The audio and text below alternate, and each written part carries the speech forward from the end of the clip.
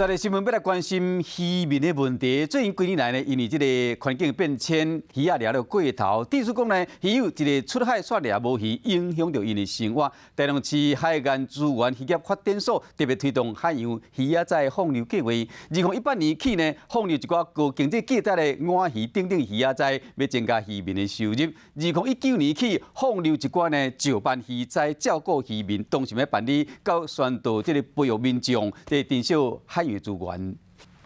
这几年因为环境变迁，人为过度掠鱼仔，造成鱼仔的量一直减少。台中市海岸资源渔业发展所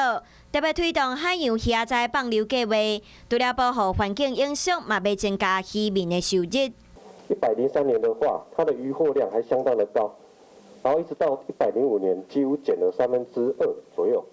那经过我们鱼苗放流之后的统计，那这几年都是一个持平的一个状况。那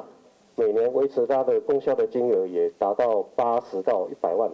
市府自民国98年就开始咧放这鱼仔仔，副市长嘛讲，透过台中市放流计划，让大众对台中渔业资源佮有产业形态更加了解，嘛结合海洋教育课程，鼓励中小学师生做伙来参加，要建立完整的保育观念。